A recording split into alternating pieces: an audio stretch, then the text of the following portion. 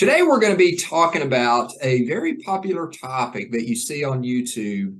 And it has to do with, am I better off leaving money earning interest and borrowing money if I'm going to make a purchase, even if the interest I'm paying on the borrowed money is higher than the interest I'm earning? I hope you enjoy.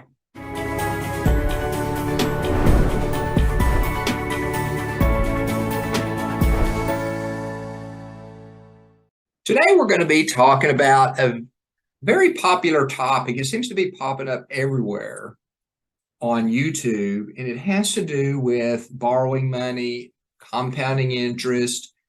It's typically presented if somebody is espousing the idea of the infinite banking concept. Now, let me preface this by saying the infinite banking concept can be a very powerful strategy, and it doesn't need any fluff added to it in order to make it have a positive impact on somebody. And it's disappointing when you see some of these things that get thrown out there. As a matter of fact, there's one video floating around and the guy's talking about he has a college degree in mathematics and they never taught him this. Well, they didn't teach him this because it's not actually true.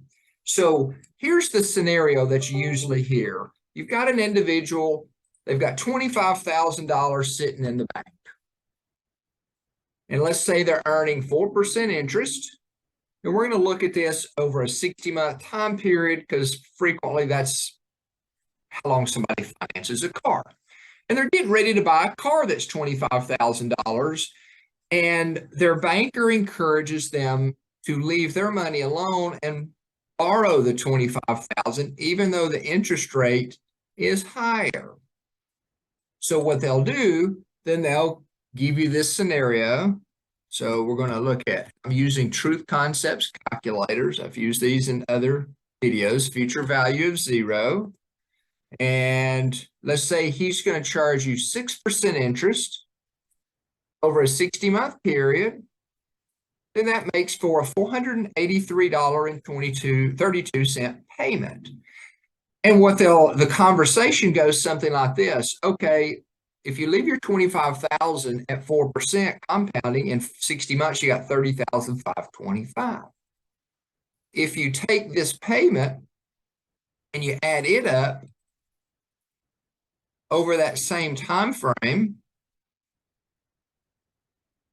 60 months, you paid in $28,999. So even though you paid 6% interest on the loan, as you can see, you're actually ahead by having left your money alone and letting it compound and just simply finance the vehicle, even though you're paying 200 basis points higher in interest.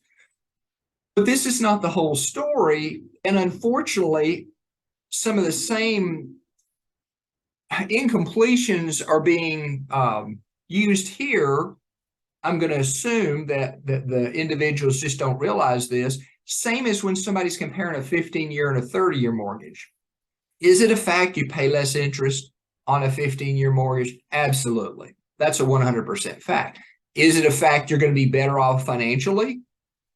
Well, in most cases, the answer is no. Actually, a 30-year mortgage turns out to treat you better financially. However, typically, whoever it is that's espousing that 15-year idea doesn't finish the math and finish the conversation. So if we finish the math in this scenario and say, okay, what if I just paid cash for the vehicle and then I took the $483.32 and I put it in an account each month for 60 months, and I earned the same 4% that I was going to earn on my account where my money was sitting. Well, if I do that, now at the end of 60 months, I have $32,044 in my account. So I'm actually $1,500 better off by having paid cash for the vehicle, provided that I am disciplined and would put the $483.32 away in that same account that's earning 4%. So unfortunately, in the financial world, frequently what we see is we see a math problem that's carried to a point where it makes a point, but it's not carried to completion.